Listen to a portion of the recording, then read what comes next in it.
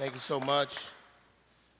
Strengthening the family unit is a key and is vital for us to have a better future. One of the most worthwhile things we can do is to rededicate our efforts to building strong family units. Sociologists proclaim that whatever plagues society, whatever impacts society in a negative way, whether it's economic problems, divorce, single parent, and poor housing, the impact on the African American family is that much greater, much more severe, and the ramifications are far more reaching and long lasting. Someone said the other day that if white America has a cold, black America has the flu. In many ways, the black family still suffers from many of the ravages of history. Many people say, get over our history. But the truth of the matter is, no one else has been told to get over their history.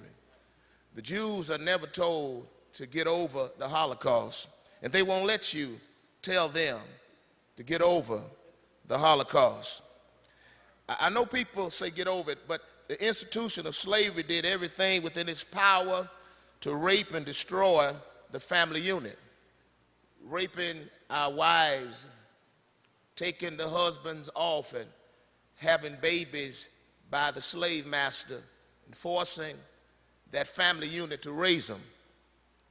We still feel the impact of that today, separating mothers and fathers and separating mothers from their children.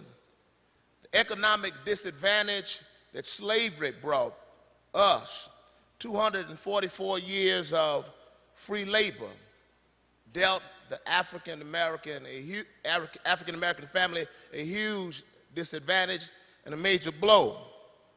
And seriously, friends, we still feel the impact of that. And Dr. King once contextualized it like this, says if one gets behind in the race, he must eternally remain behind or run faster than the man in front. So we really got to do a lot of fast running as a people.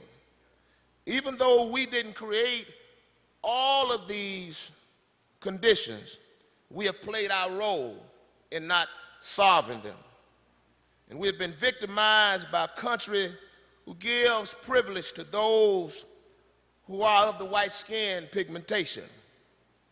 But even in the midst of that, we must take personal responsibility, and we cannot wait on anyone to rescue us from us. We must do a better job of fighting for our families. I heard the sister mention how Moses' mother fought for her child. Jesus, when he was in his mother's womb, his earthly parents, Mary and Joseph, when Herod said, we're going to kill all of the young babies. You know, most parents, they turned in their child. Well, this is it. It's the law. I'm going to be in compliance. But they fought for their family, and they escaped to Egypt. We need to follow that model. We need to fight for our family. We must refuse to believe that the destructive forces are beyond our control. And we must commit ourselves to doing whatever we can to strengthen the family unit. Even though we live in a nation that have dealt us a bad hand, we must do our part.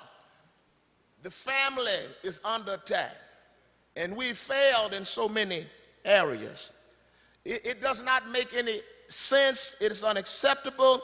72% of children in the African American family are born to single parent households. 72%, and more than half in the Hispanic family. By all means, we've got to eliminate this. 750,000 teenage mothers every year. Every year. Black teens have the highest teen pregnancy rate. we got to get back to the drawing board. Even in our churches, I know it's a call to the family, but even in our churches, we got to learn as pastors not to celebrate teenage mothers. Love them, don't celebrate them. Be there for them, don't celebrate them. Our government has a role to play. School has a role to play. Media has a role to play, but the family is the key. The black family has to commit again to championing fatherhood.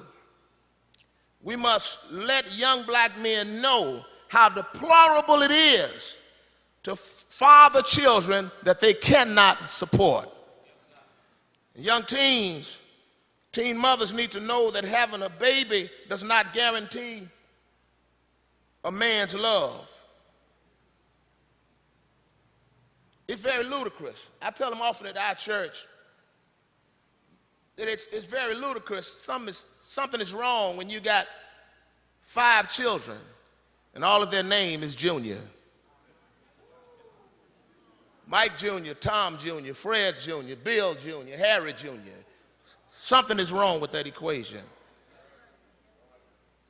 We must continue to emphasize the absolute need for a quality education in our households.